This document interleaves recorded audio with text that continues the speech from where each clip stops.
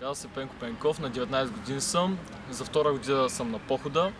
С екипа започнахме един проект да снимаме целия поход и да направим един филм, като покажем всяка една емоция на хората от отряда, от самата група. И ви пожелавам приятно гледане.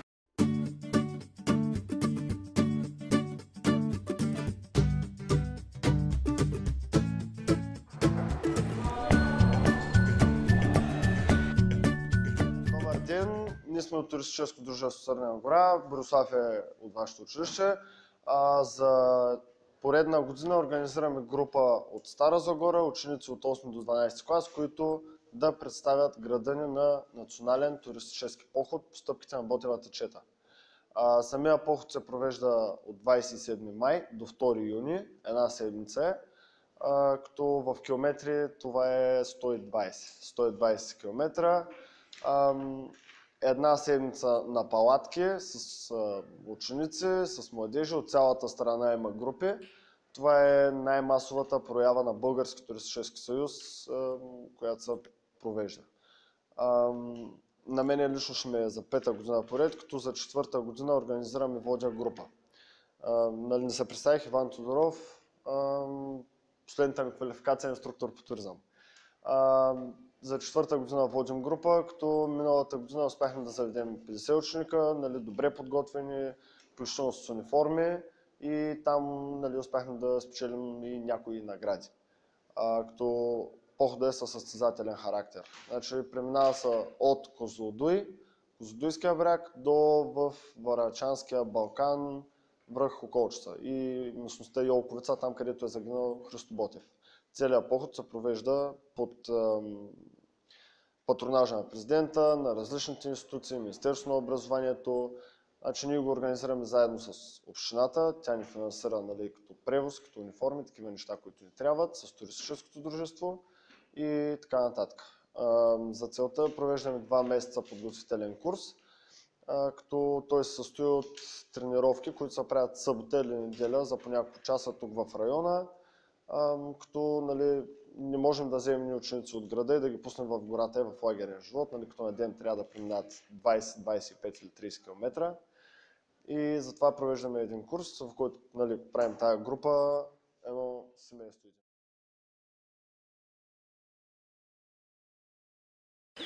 Добро утро, туристи!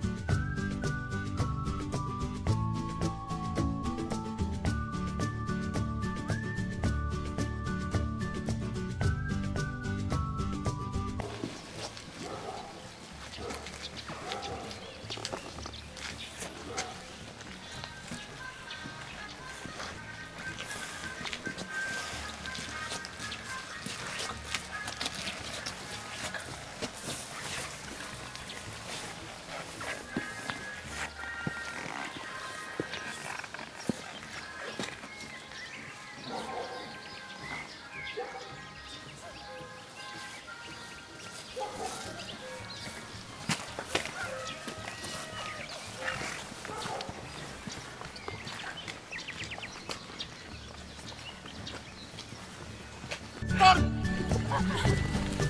Върни се в строя! Бързо! Равни! Трябва мирно!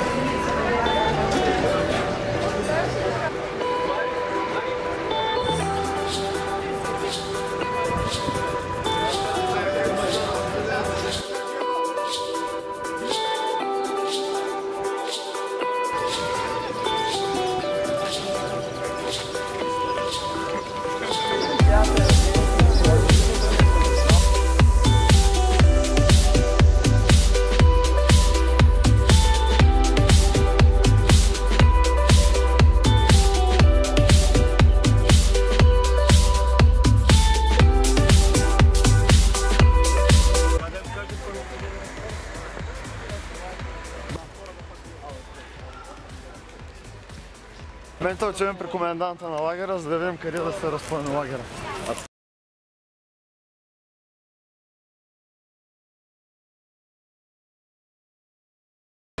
Отряд!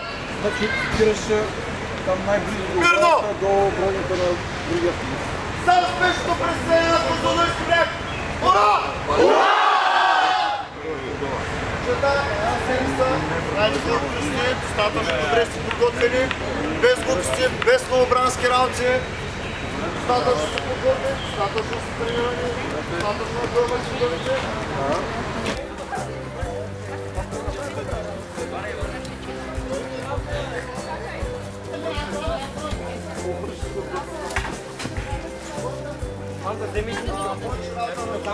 Само гол, знаете.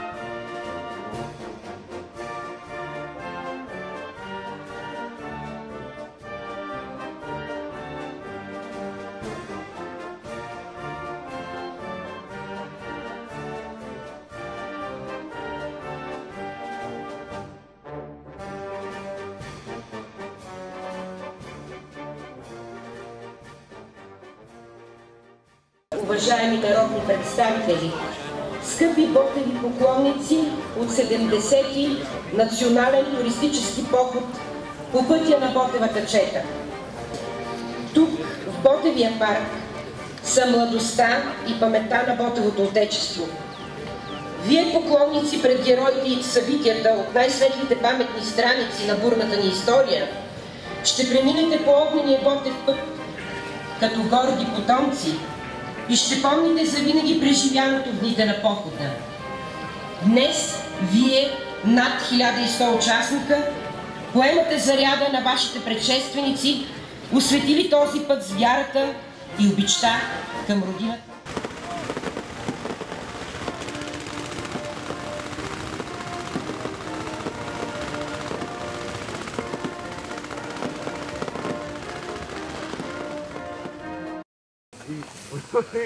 Ти бутам краката.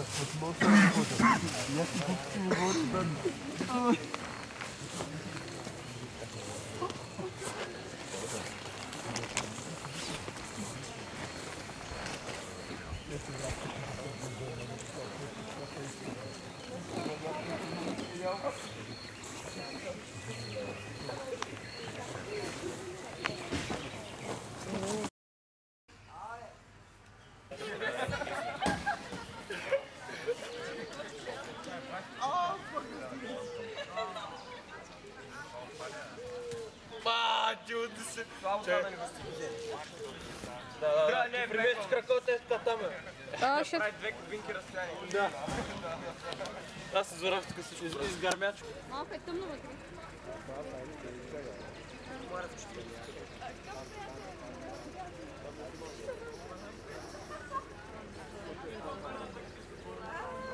Ден първи, 28 май, Козлодуйски бряг. Старозагорската група добре се движи, добре се събира багажа. Децата са подготвени, нямаме никакви проблеми за сега. Както виждате, лагера вече е почти напълно прибран. След малко очакваме автобусите, за да можем да си натоварим багажа и всеки момент закуската ще бъде раздадена. Отговорниците даже вече са на място. Днес преходът е основно от асфалтов път и черен път. Основно това се върви днес. Интересно е да видим днес как ще се представят хората, които са за първа година на похода.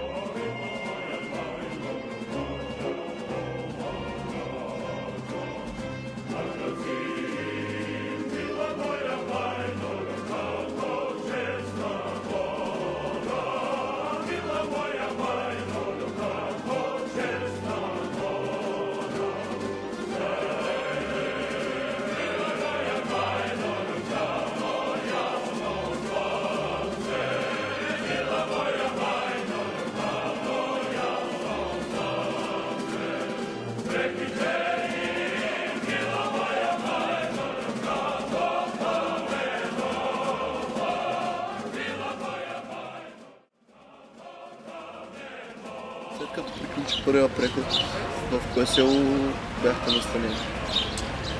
Първия преход стигнахме в Софрониево, където беше много горещо, нямаше град сянка, понеже лагера беше разположен на един стадион, ние бяхме точно в центъра.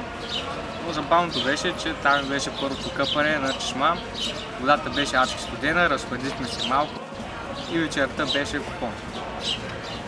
Тъй като това беше първия преход от 7-дневното изпитание, беше ли ви трудно на тези, които не са били до сега там? Да, беше доста трудно, защото първият ден е около 30 км, аз никога не съм ходил толкова през живота си и за мен беше адски трудно.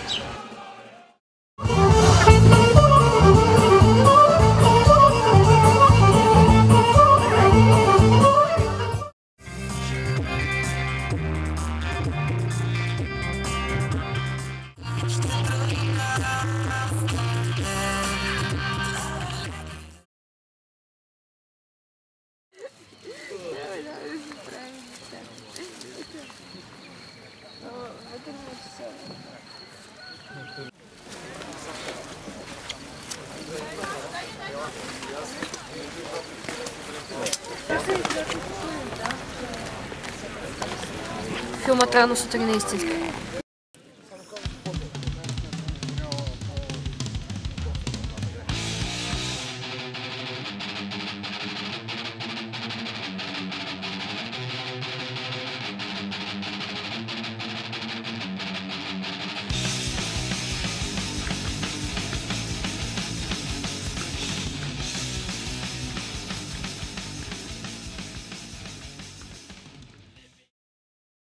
Вторият преход на похода е от село Софрониево до село Борован и е най-дългият преход от всички 5, като на него се върви над 40 км за близо 10 часа с почивките.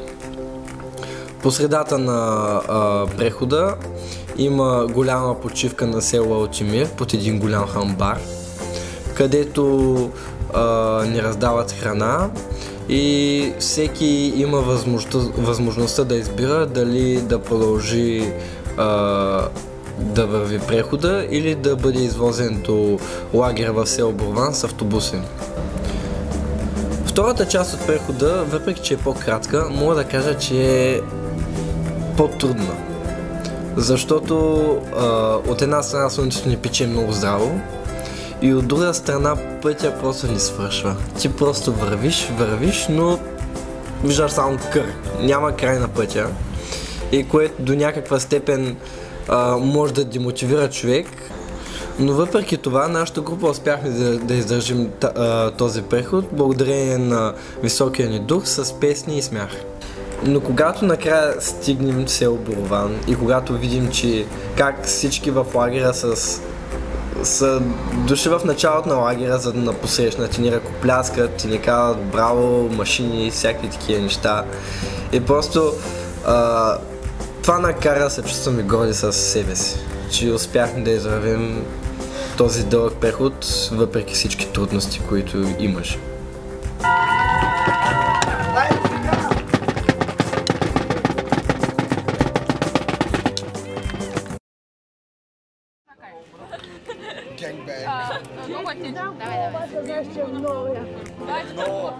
Янко! Янко! Янко! Янко! Първо е малко направо. Не гледа там, гледа към нас.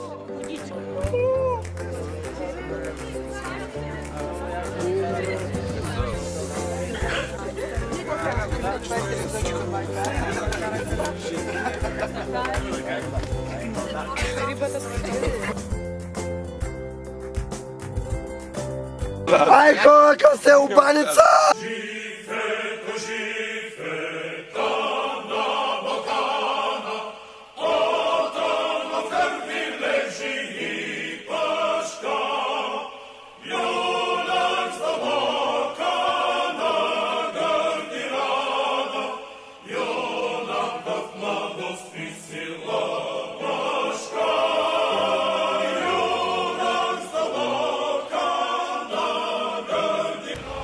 Третия ден от похода е прехода между двете села Борован и Баница. Това е един от най-леките преходи, само от сорта на 17-20 км. Той се води бая лек, защото е къс, но всъщност може да е сложен и труден, ако има слънце. Тази година беше така и беше бая трудно. Накрая вече всички тръпнахме в очакване да стигнем до селото, защото в селото е селската баня. След като отидахме в банята и след нея, всичко вече се поуправи, защото както бяхме капнали, една топла и хубава баня се отрази доста добре на всички.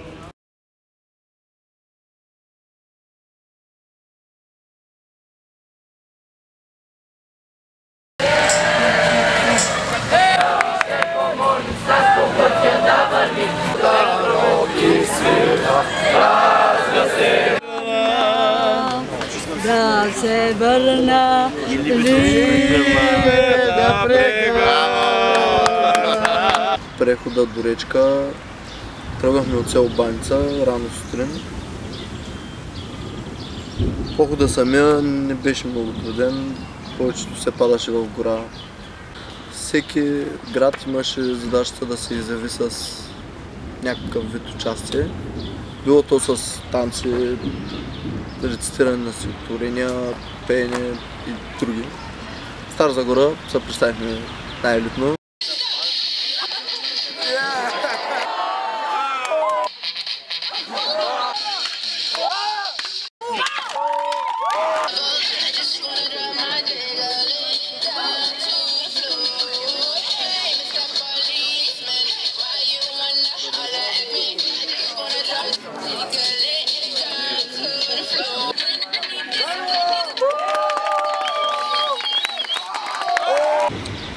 Разбира се, това ни гарантира първо място на награждането.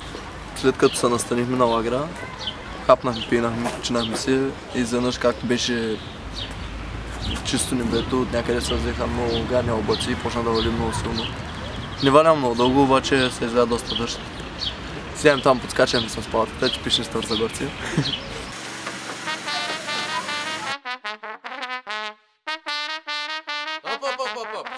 Чакай малко, спри се.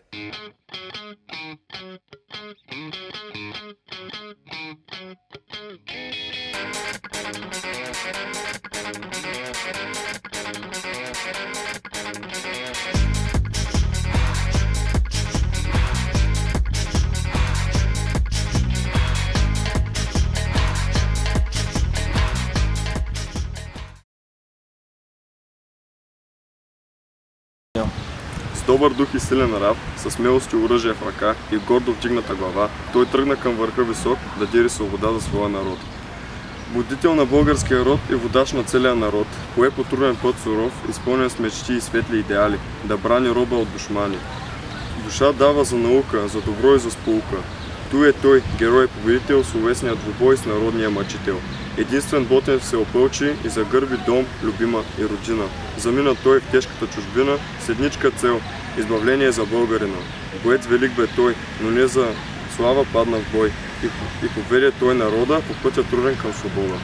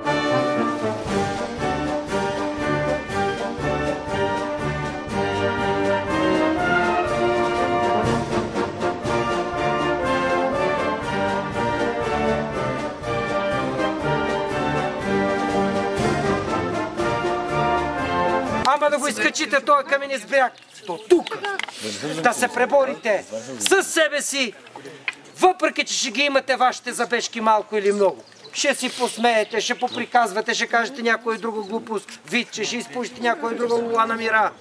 Ще се напрегръщате, ще се нацелувате, ще хапнете заедно, ще си поплачете, ще се влюбвате и разлюбвате. Ама вие сте тук, в духа на Ботев. Това е великото чудо, че вие може би сега не го съзнавате, но ще минат години, дай Боже. И като се сетите и кажете, Боже, аз съм бил еди къде си. Ще погледнете снимка и ще кажете, много от тях, с които бяхме заедно, въпреки че сме се болярчета, вече не се срещаме, не се познаваме. Ама аз бях там. В този миг земята обикаля около слънце. Замислили ли сте се? И вие не сте в кръчмите, или някъде другаде в дискотеките, или просто да си пилеете времето. А сте тук, където има дух, тишина, Божие присъствие и духът на революционера и поета. Дано да го усетите. Обичам ви и всеки по-отделно го прегръщам.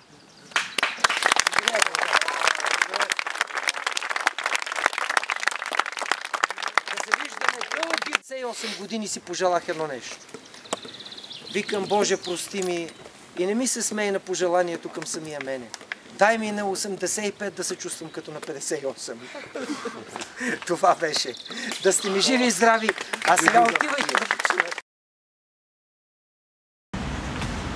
Като цяло, какво да кажа за последния ден от похода? Последният преход беше просто уникален, поне за мен. Имаше доста стръмни изкачвания. Беше мокро на всичкото отгоре и доста се плъзгаше, но за сметка на това беше много забавно. Когато ходиш с супер готини забавни хора, не усещаш как времето минава. И всичко е толкова приятно и забавно. Накрая, когато изкачиш колчеца и просто погледнеш какво си минал и ти кажат: брат, виж го е това, тази сутрин беше зад оня хълма и там и ти си просто мамка му, човек, мамка му. Някакво мега удовлетворено, мега изпълнено и просто голяма разбивация. Яката група! Ура! Ура!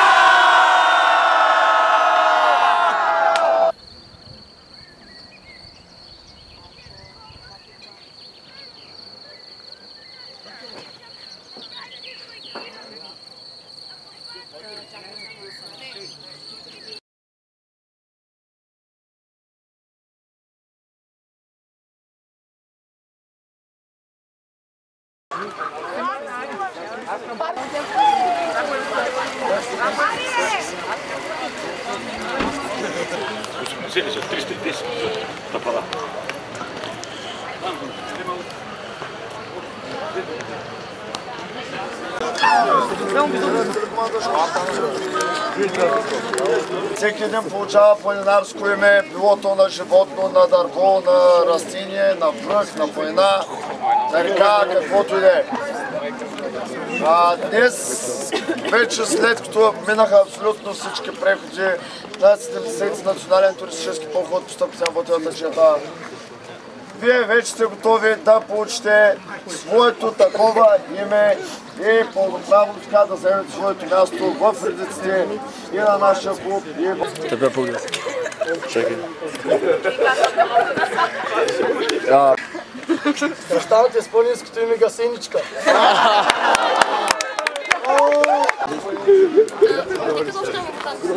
Кръщавате с планинското име Жасмин.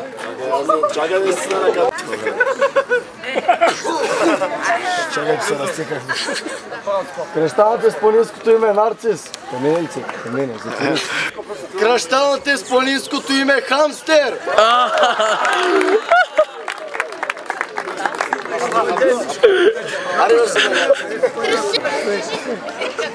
Кръщавате с планинското име Катерица. Отвори с устата, бе.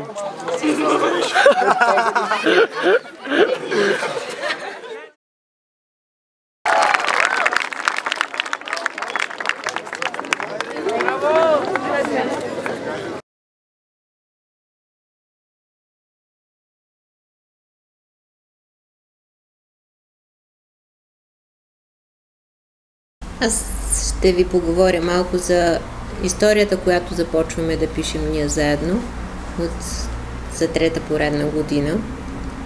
Тази година беше по-специална, юбилейна, 70-та поред, откакто се провежда този поход. И ентусиазма не спря от миналата година, 2 юни, до тази година, 2 юни. Всички живееха с предстоящото събитие. Започнахме организацията доста сериозно отдалече.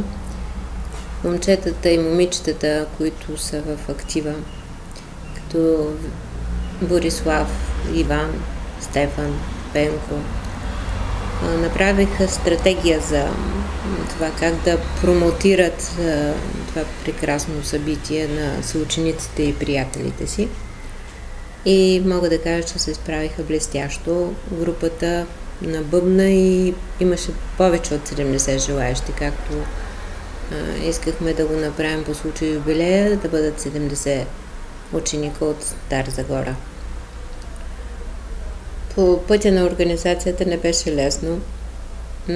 С общината имахме така доста перипетии, но в крайна сметка всичко си струваше. Заедно всички на 27 сутринта бяхме готови, стегнати, усмихнати и походът започна. Аз лично с мои 4 приятели от по-възрастните туристи, 3, направихме и велопоход. Децата са прекрасни, с тях е удоволствие да съпреживявам този поход и не само него. Надявам се всички да остана един прекрасен спомен за това.